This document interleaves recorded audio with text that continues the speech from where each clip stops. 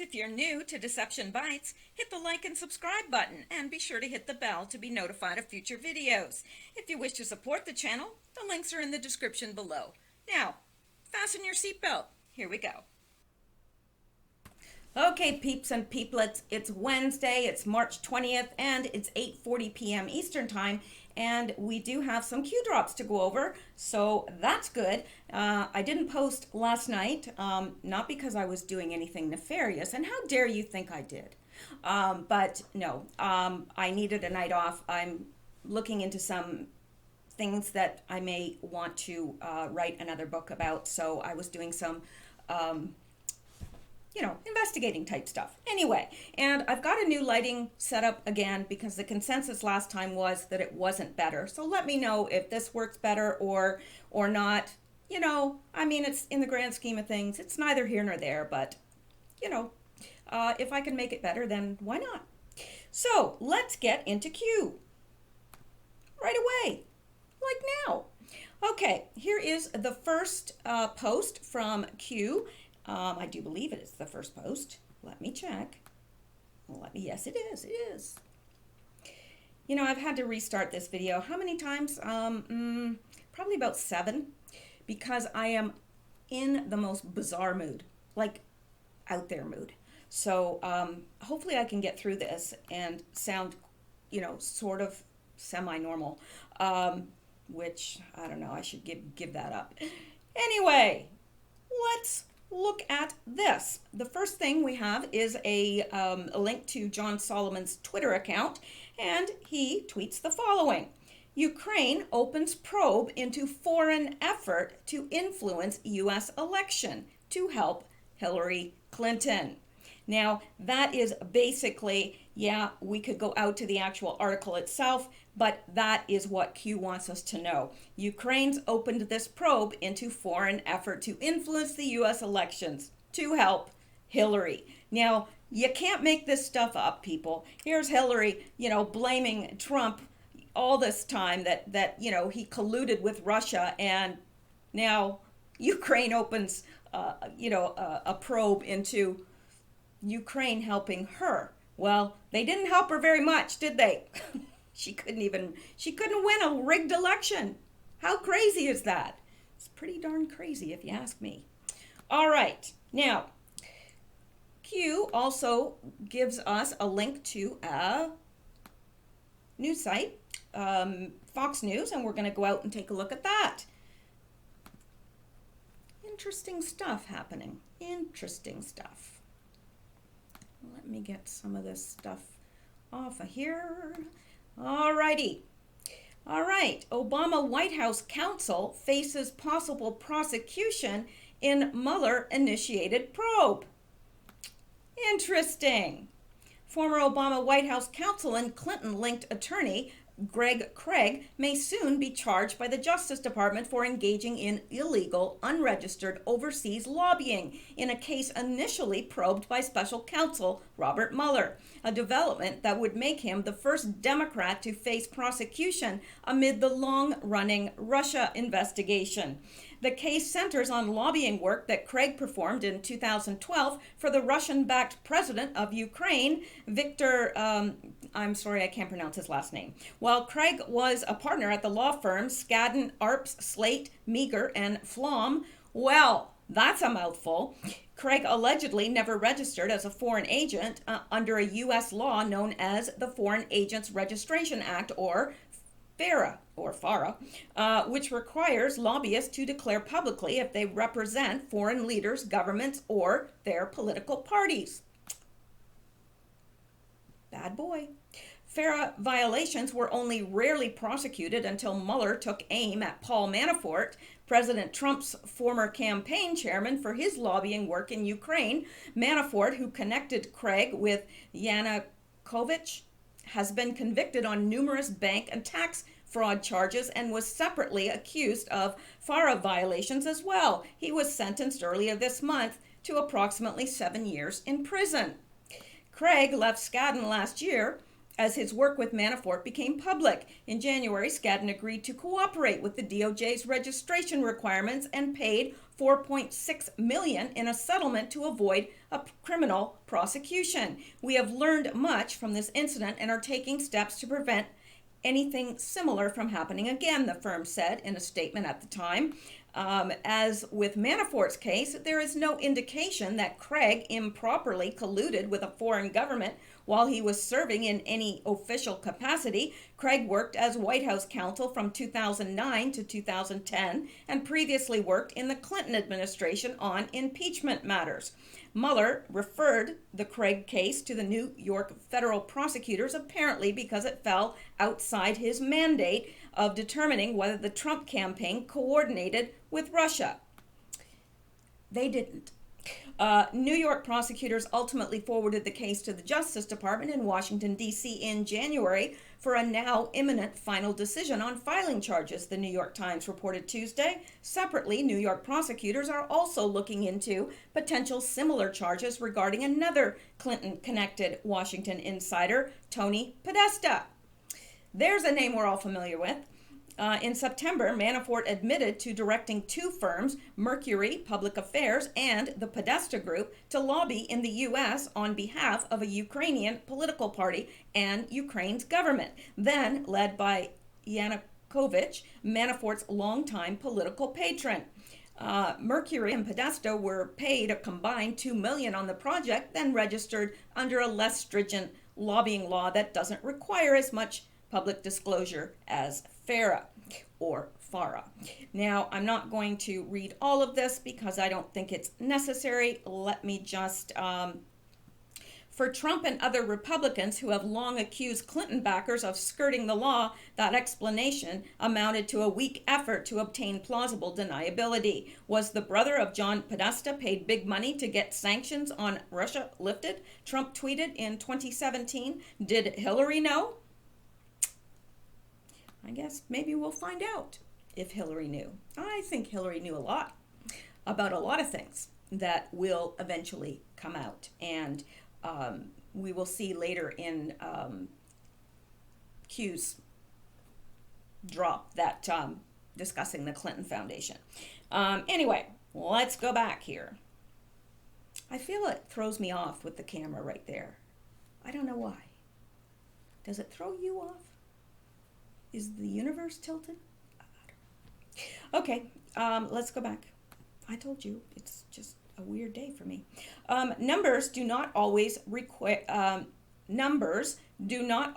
equate to days. The face of a watch / clock has multiple versions. Incorrect interpretations pushed as statements of fact often lead to pitfalls. And in I was going to call them attack brackets. They're not attack brackets. What are they? They're kill brackets. Kill brackets. Well, if you don't kill them, you can attack them, but I don't know what I'm talking about. Don't listen to me. Stranglehold, choke tactic used by attackers. So I think here, people were interpreting the watch a certain way, and I think Q is saying, look, you know what, you've got to watch that, because if it's an incorrect interpretation and you're pushing that as a statement of fact, it can lead to pitfalls. And then he says stranglehold, choke tactic used by attackers. And then he said increase in attacks, and there are an increase in attacks. And I think what he's talking about, there are a lot of fake MAGA people. There really are, and there's getting to be more and more all the time. That is why some of you guys send me things, and I appreciate it. I really appreciate it.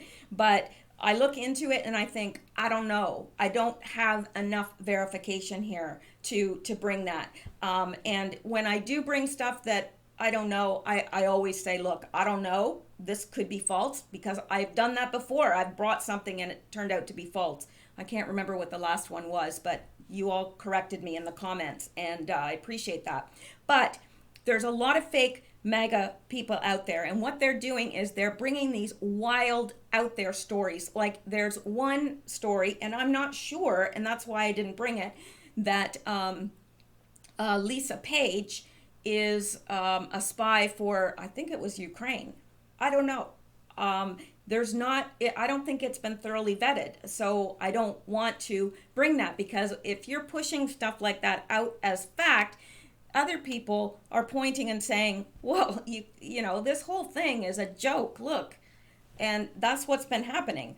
A lot of people have put just crazy stuff out there, hoping that people will pick it up and put it on their YouTube or their Twitter or their Facebook or whatever, and it makes the whole movement look crazy. So Q is saying increase in attacks, de-platform, and I think he's talking there about people being kicked off. I've been demonetized by YouTube, but thank goodness so far they haven't kicked me off. But a lot of people have been kicked off Twitter, YouTube, Facebook, all of the social media platforms. It's happening to everyone, and it seems to be happening to those that have a voice, those that are the loudest, and you know, always conservatives, always Trump supporters. So then he says shill infiltration. Well, there has been an overabundance of that, and I've noticed that it's funny how it comes in cycles. Because I'll go through the comments and nothing. They'll just be wonderful comments from names that usually I recognize. And then a day will, you know, the next day I could have 20, 30, 40 people coming and saying, well, you know that this is all crap, right? You know this isn't true. I mean, I feel like I need to tell you because I like you. Well, first of all, why are they even watching the video if they think that Q is a bunch of crap, right? That doesn't make any sense. Why would you continue to watch? Well, I like you, so I'm just going to watch this Q stuff. No, people don't do that. They have lives to lead. But anyway, and so shill infiltration everywhere on every platform. They're everywhere. MSM, fake, MAGA, direct links. Yes, this is another thing. They're putting these links, and it appears like it's a pro-MAGA link, but you click on it and it takes you to something violent. And that way, again, people can point and say, well, see those MAGA people, they're violent people, violent. That's what they do. Only demonstrates, so all of this together only demonstrates the validity and close proximity to justice. Pain's in the kill brackets there. And I agree, it's getting worse. And I think it's getting worse because it's getting closer. And, you know, the more desperate somebody is, especially if they know they're going to swing, you know, they're pretty desperate. So they're going to do whatever they have to do to save their bacon. Unless they're Muslim, in which case they won't say bacon because they won't buy it. Anyway, so let's go on. I think we are pretty well aware of the tactics that the enemy is using. And let's look at the next one. Now, I made this bigger because I wanted to count. I wanted to count how many pluses were there. And there are 25, in case you're wondering. And I know that Q does not do things just willy-nilly for no reason at all, like, well, I think I'll put 25 pluses on this one. I think I'll put 4 here. No, he's not doing that. So it means something. Now, the first in this drop is the link to Twitter, and we're going to go and take a look at that. Here it is, Bill Cates, and actually I ended up following him because he looks like an interesting guy. He's a you know, he's in the movement, the MAGA movement. I'm still laughing my ass off at those who think the entire plot was exposed, aired out in public for the last year and a half, so that ... Can you believe this? I mean, really? They can't let all the they can let all the plotters walk away? My God, some people are dumb. Now, I take this to mean that he's saying, you think that they did this for the last year and a half, and they're just going to let all the plotters walk away and not do anything to them? No, that's not what's going to happen. They're all going to be brought to account. Those that can be, those that the evidence is, is there, they're going to be brought to account. So, and I think that it's probably they've got evidence on anyone because they said we have it all. So, yeah, sometimes that worries me a little bit because I think if they have it all, that means that they can look up whatever emails we have sent, what we have done, what we have said. Not that I really work. It's not that I have anything to hide. It's just I don't like being in a surveillance state.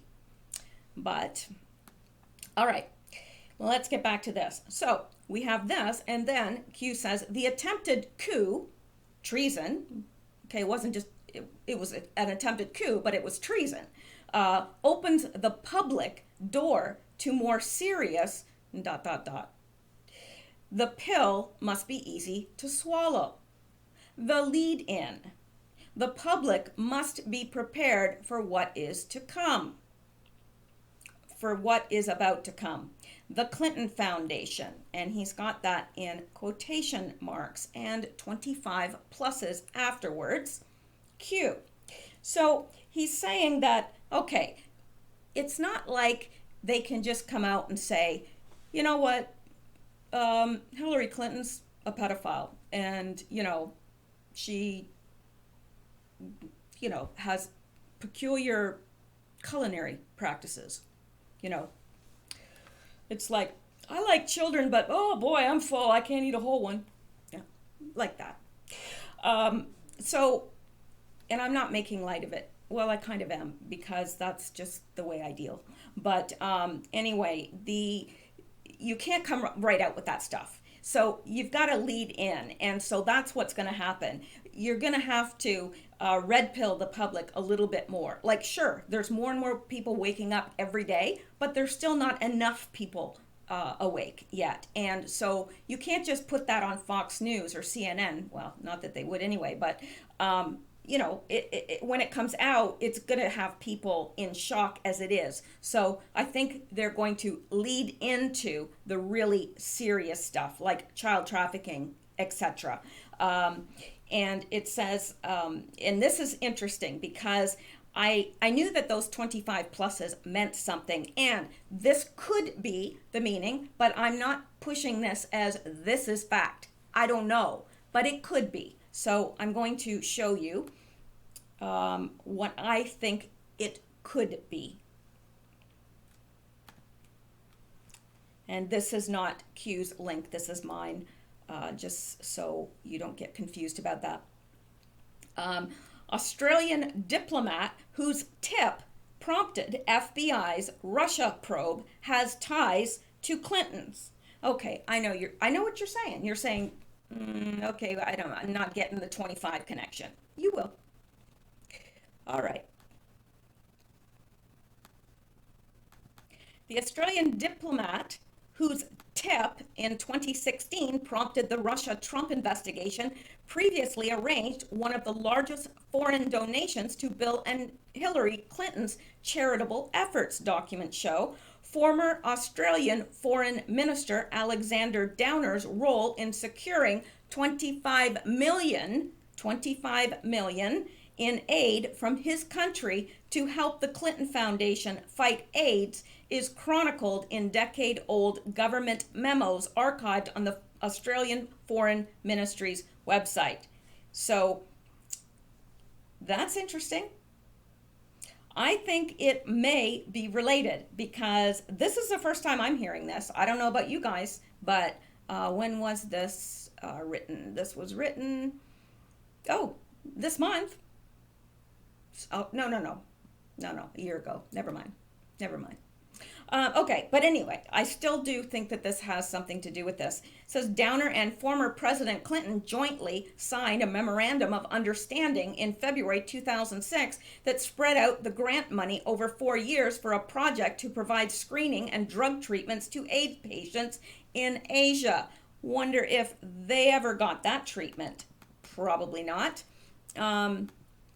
So I don't think we need to read that. The money was initially allocated to the Clinton Foundation, but later was routed through an affiliate of the charity known as the Clinton Health Access Initiative, CHI.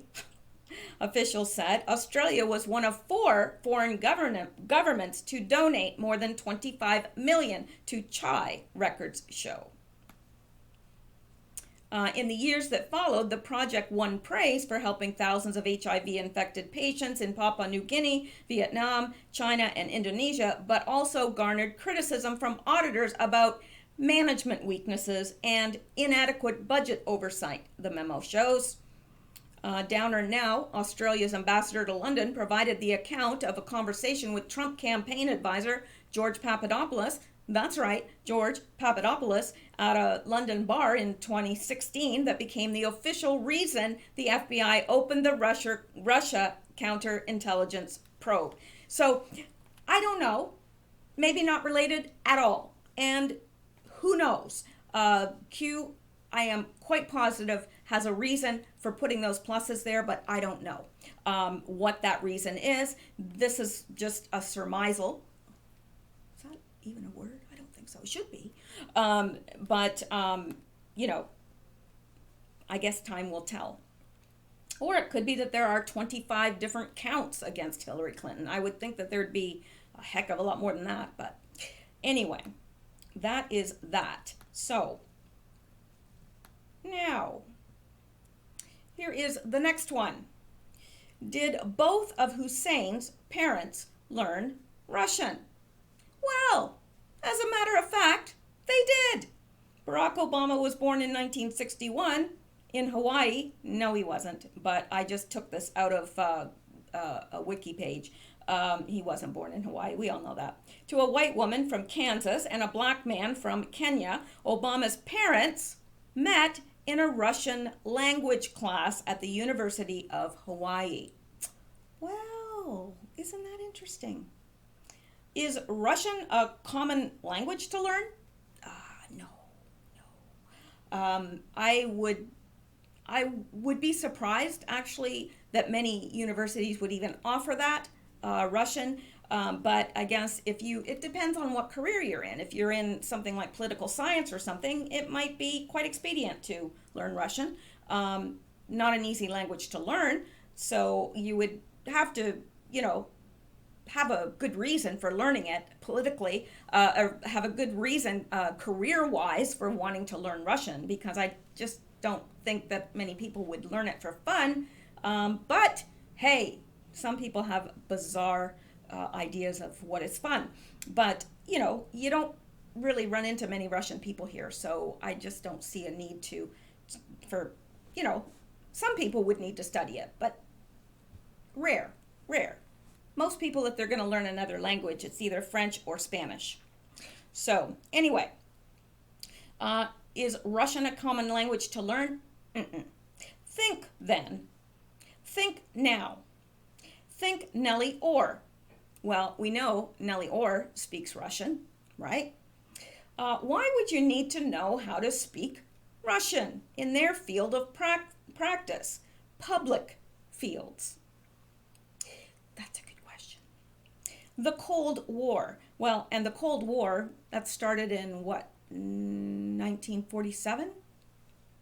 I think it was 1947, and it went until, well, some people say it was 1989, and some people say it was 1991. So it went up until, let's just pick a number in between, to 1990. So, Obama's parents were learning it in the height of the Cold War.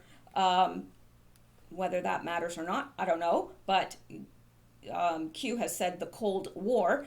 And this is interesting. He puts A, B, and C is in its own set of brackets, but then there's another bracket around the C, making it look like A, B, C is in a bracket, and C being in a bracket by itself. And then D, E, F, G, H, I, J, K, L, M, ... Okay, well, I looked at this for a minute and I thought, what on earth? And then it made sense. Why are they learning this? Because they're part of the CIA. And what do we call the CIA? And the FBI and the DOJ and all those, well, they are called we call them the alphabet boys. Not that they're all boys, but we call them the alphabet boys, or the alphabet agencies. So ABC, I think that he's saying, okay, the reason why they need to learn this language is because of, ABC. Well, which one of the ABC, the alphabet, which one is it? Well, he's got another kill bracket around the C, so CIA. That's how I read this. Now, if I'm wrong, then I'm wrong.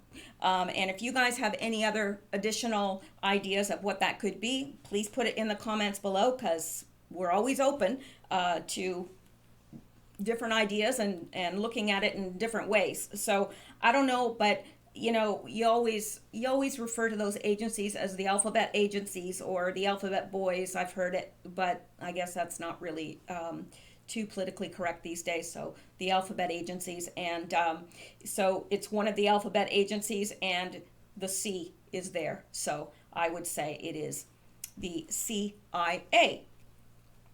And so that is why Nellie Orr learned it, and probably why Hussein's parents learned it. Because we know Obama was definitely chosen, probably from birth. Who knows? It seems that way anyway. Okay, and then we're on to the next. Ask yourself a very simple question. Okay, would the fake news media and other controlled assets expend this amount of time and resource attacking, attempt to discredit, cast as conspiracy, LARP, this movement if it did not pose a significant threat, danger? You attack those who threaten you the most. Logical thinking. Q.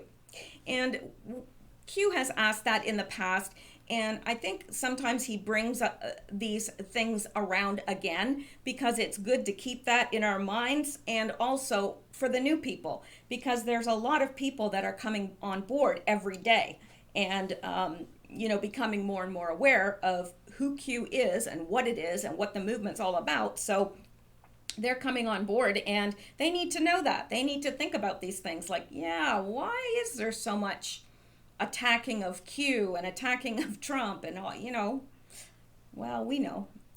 But there's a lot of attack about Q. And, people saying that, with the guy that was arrested and he had the Q on his hands and stuff, QAnon, like, come on, that stuff's so obvious.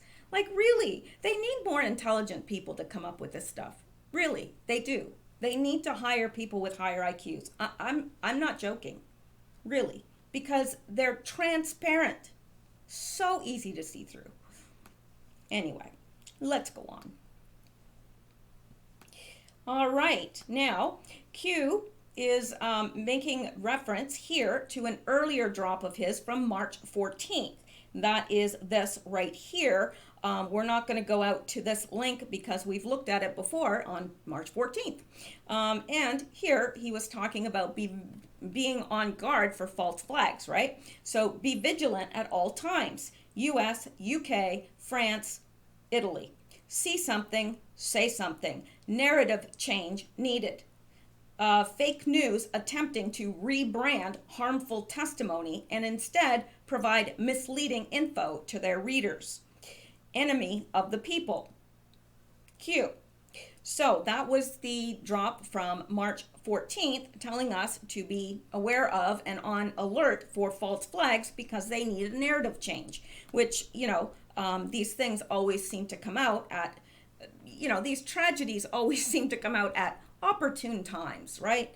Just when they need something else to take over the news, something tragic happens. So he's letting us know to be aware of that. And then beneath, he is giving us a link to Breaking News Live. And I've clipped that out for us. Breaking: immigrant man hijacked school bus carrying 51 children, locked them inside and set the bus on fire in possible terrorist incident in Milano, Italy. Police quickly rescued all children on board. Last time I heard there was one child that had been burned and was staying in hospital, and many were taken to the hospital and treated for smoke inhalation and so forth. But the children are all okay, and that is a miracle. Thank you, Lord, that no children were harmed, because that could have been tragic. I mean, tragic. 51 children. What kind of an animal would lock children in a school bus and set it on fire? Seriously. Twisted. Very twisted. I couldn't think up that stuff. I really couldn't. I guess, I could think up, I'm very creative in some ways, but when you're thinking about evil things to do to people, I don't know. These people must just spend all their time thinking about what they can do to make the world, worse. Anyway, so Q says 51 children burned alive, enough to change narrative for day, and then he puts S.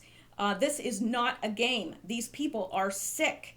Q, yeah, they are. So the intent was, because I was reading that the guy said to the children, you're not going to make it through today alive, and he had hijacked the bus. So I mean, I'm sure those kids were terrified, absolutely terrified, and the fact that they were all rescued and none of them perished, that's a miracle. It is a miracle. But it's interesting because Q is saying, yeah, that was a false flag. They meant to kill those kids, and it didn't happen, thank God. But this was in Italy, one of the places that Q told us to be on guard, right? So again, future proves past. I was going to say past proves future. No, that's not right. All right, let's go on. Now, he is making reference to this same post again, and beneath it, he adds the following. This is not a game, Q. And he links to a Twitter account, and we're going to go out and look at that right now. Yes, we are.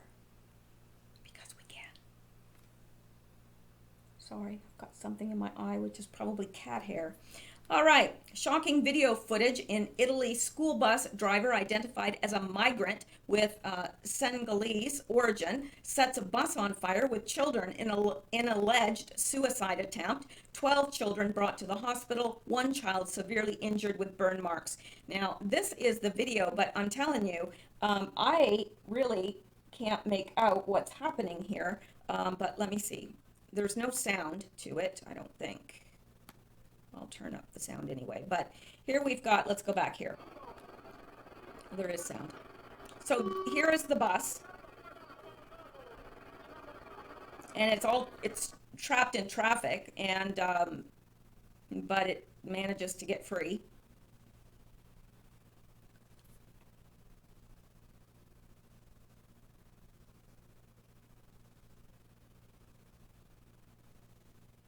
And it looks like they had got a few kids off the bus when it was stopped, but then up here, here's the rest of them coming.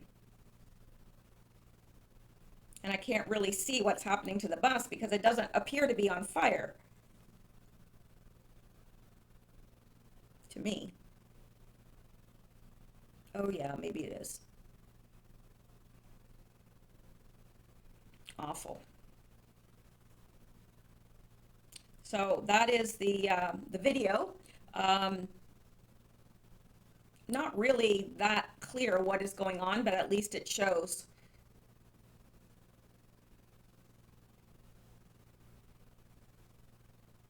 And all the kids are rescued. So anyway, whoops.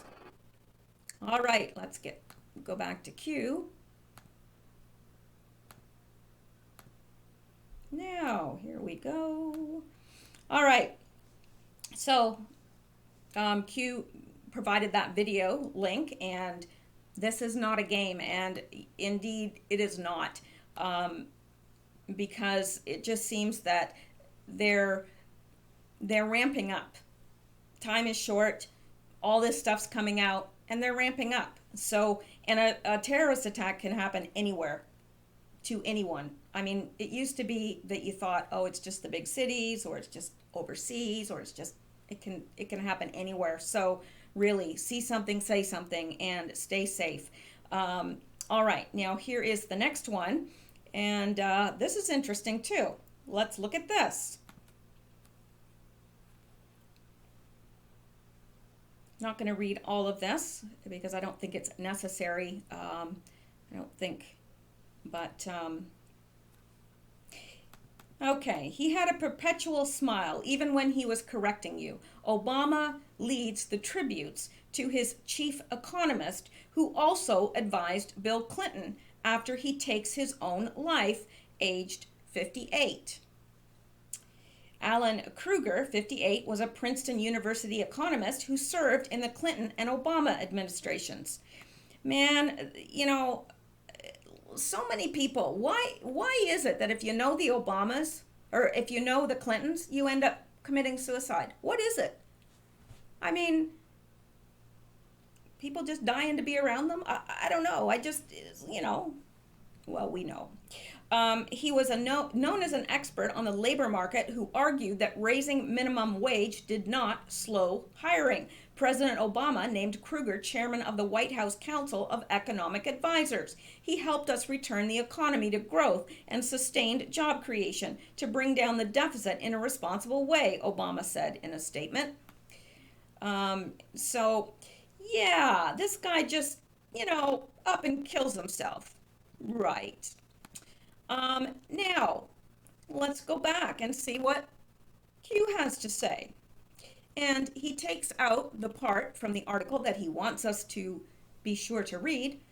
It is with tremendous sadness we share that Professor Alan B. Kruger, beloved husband, father, son, brother, and Princeton professor of economics, took his own life over the weekend, a statement from his family reads. Now, this is interesting. Q tells us, start a list. Q. So Q just told us that this man did not commit suicide, right? Basically is what he's saying. And he's saying there's going to be more because these people, they're getting rid of people that could possibly testify against them. That's exactly what they're doing. So obviously this man knew something. And if he had ever been subpoenaed to testify or whatever, possibly would have dirt on either Obama or the Clintons, probably the Clintons, to tell you the truth, because, well, we know that that's how they deal with everything. Oh, kill them. Right? I mean, I don't know what the body count is up to now, but it's astronomical. So anyway, start a list. So I guess we can, I always want to say keep an eye out, but that just sounds so painful. But we can look for more of these types of happenings, which is very sad. And to tell you the truth, if I knew the Clintons, I'd be terrified. Really. All right, now here we are on the next one. And this, oh no, that's not the next one.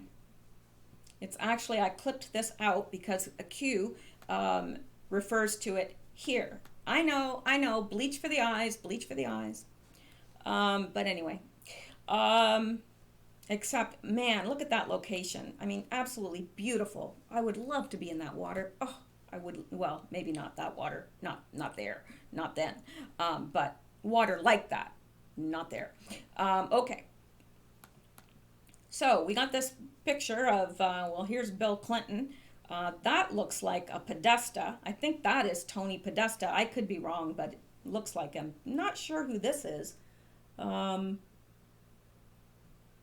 sure. And that guy looks familiar too, but I don't know why. And I have no idea who this guy is. So it says, Q says, he gives us a link to an article. And then he says drop number 3050. So I went out and I clipped that drop out so we'd know. And it says, will the rich and powerful influence the court to prevent the unsealing? Follow the attorney. Who took the picture? Who was located behind the camera? Sex trafficking is real. Q. So let's go take a look at this article and then we'll look at the drop number 3050. Here we go.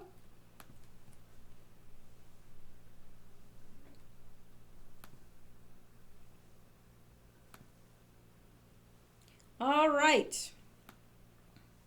Mystery parties seek secrecy in Jeffrey. Mystery parties seek secrecy in Jeffrey Epstein-related suit. The two said they could face embarrassment if the court makes public records from the suit, which accused a longtime Epstein friend of engaging in sex trafficking. Two mystery litigants, citing privacy concerns, are making a last-ditch bid to keep secret some details in a lawsuit stemming from wealthy financier Jeffrey Epstein's history of paying underage girls for sex just prior to a court-imposed deadline Tuesday. I don't believe he paid them for sex. I believe that a lot of these girls are there against their will, and some of them are later killed. Just prior to a court-imposed deadline Tuesday, two anonymous individuals surfaced to object to the unsealing of a key lower court ruling in the case, as well as various submissions by the parties. Both people filed their complaints in the New York-based Second Circuit Court of Appeals, which is overseeing the case. The two people said they could face unwarranted speculation and embarrassment if the court makes public records from the suit in which Virginia Giuffre, an alleged Epstein victim, accused longtime Epstein friend Ghislaine Maxwell of engaging in sex trafficking by facilitating his sexual encounters with teenage girls. Maxwell has denied the charges. Wholesale unsealing of the summary judgment materials will almost certainly disclose unadjudicated allegations against third persons, allegations that may be the product of false statements or, perhaps, simply mistake, confusion, or failing memories of events alleged to have occurred over a decade and a half ago, a former federal prosecutor, Nick Lewin, wrote in an amicus brief filed Tuesday. Remember that name, Nick Lewin. It's going to come up in a minute again in another drop. Lewin's brief doesn't provide any details about his client identified in the brief by the pseudonym John Doe beyond saying he potentially is mentioned in the underlying court filings and opinion. Lewin, who's based in Manhattan, declined to comment. If the identities of non-parties are not adequately protected, the release of the summary judgment materials in this case would likely cause severe and irreparable harm to a wide variety of non-parties, including those implicated in the conduct of those potentially victimized by it, the brief says. And let me see.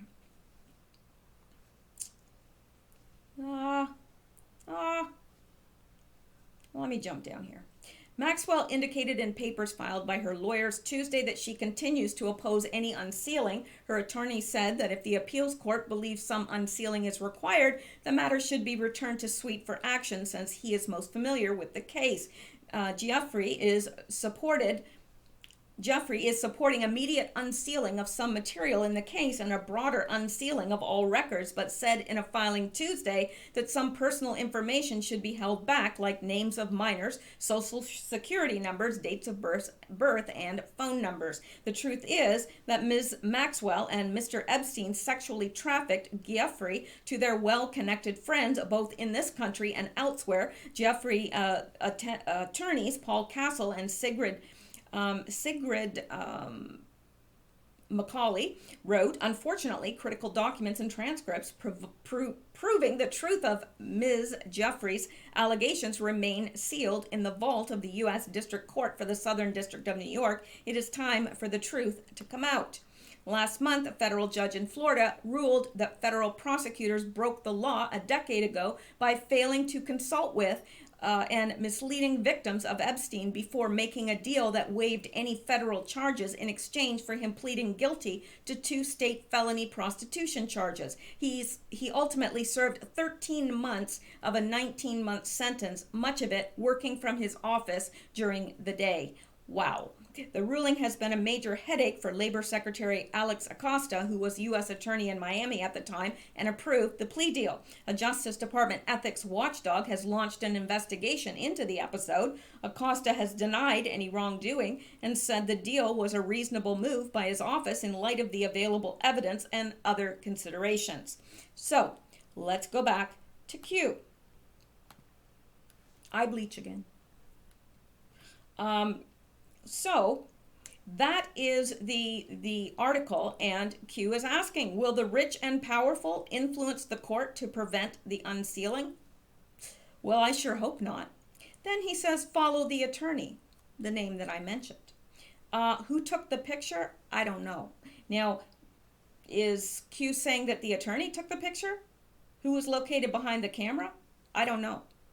I don't know how we would have any idea or any way of knowing that unless Q is giving us a hint there that it's the attorney, which would not surprise me when I show you what I'm going to show you.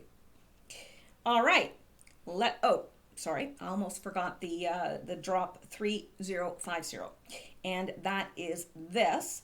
And I'm sure we all remember this. That's Epstein Island. That is the temple there where they do occult worship, and there are links to underground tunnels where who knows what goes on. Well, I think we know. And it says, this is not just about sex trafficking. Will the rich and powerful influence the court to prevent the unsealing? So he's asking that again. He asked that on March 13th. He's asking that again. 1, sex resort, non-temple, resort only, trafficked and drugged underage girls. 2, occult, worship of evil, temple, class 1 to 99. Haiti, pray for the victims. Q. All right. So that is drop 3050, and we're going to go on to the next Q post. And it is here. And so, remember Nick Lewin, and look at his name in kill brackets. And look at this. Mueller connection, Comey connection, national security. Q. Let's look.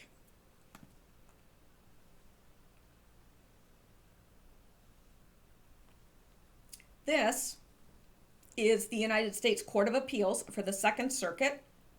And when we look down here, we find, and this is Jeffrey Maxwell, and let me see, motion for leave to file brief as amicus curiae in support of defendant appellee Maxwell's objections to the court. I don't know if there's any lawyers out there. I know there's a judge that listens, so he might be able to help. Anyway, we can see that this is the attorney. It says moving attorney Nicholas Lewin, moving party amicus curiae John Doe. So remember, John Doe was one of the ones that, and of course they're just putting John Doe because they're not putting his name. I know everybody knows that.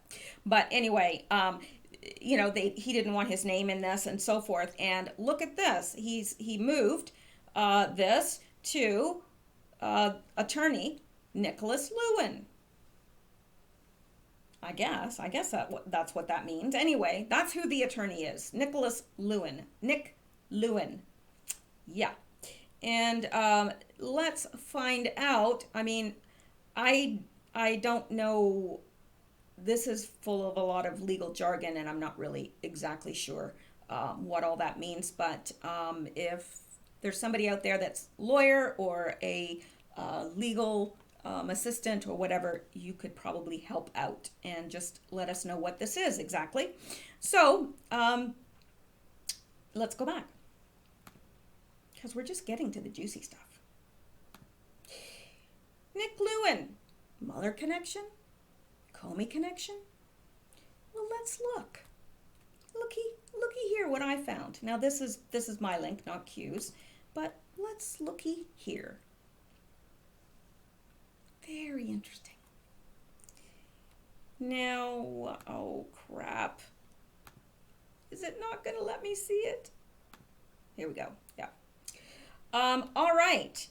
Now, here is the LinkedIn account for Nick Lewin, New York, law practice. He works for Krieger, Kim, and Lewin, LLP, and previous United States Attorney's Offices, Federal Bureau of Investigation, and Guantanamo Review Task Force.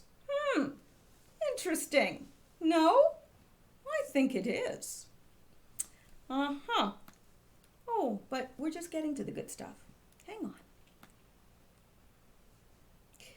He was a founding partner with Krieger, Kim, and Lewin, LLP, 2017 to present. He was the Assistant U.S. Attorney, Deputy Chief of the Criminal Division, 2007 to 2017, 10 years, Southern District of New York, and Special Counsel to the Director, Federal Bureau of Investigation, FBI, Directors Robert S. Mueller III and James B. Comey, 2012 to 2013. Well, they're cozy, aren't they? Yes, they are. Isn't that interesting? And he was a member of the Guantanamo Review Task Force. That's interesting as well. So, yeah. Anything else here? Associate Director, White House Council on Youth Violence. He's probably a frequent visitor to Epstein Island. Wow. And Presidential Management Fellow, U.S. Department of Justice. Well, that's who you want representing you if you're all tied up with Jeffrey Epstein, right? One of his buddies that's all tied in to Mueller and Comey and who knows who else. Yeah, I thought you would find that interesting. Only the best for you guys, only the best. All right, let's go back to Q. So, I guess now we know. There is a Mueller connection. There is a Comey connection. National security. Yeah. National security. Interesting. All right. Now, that is the last Q post for today, but Q was still posting when I started doing this. So I figured that I would bring what I had, and if Q posts more tonight, which I assume he probably will, I'll try to bring that to you tonight as well. So I'm gonna sign off for now and go look and see if there's more posts, and I'll try to get that to you tonight if there are. So there you go. Thank you so much for listening. I appreciate you guys more than you know. And that's it. I'll see you in a while, I hope. Bye-bye.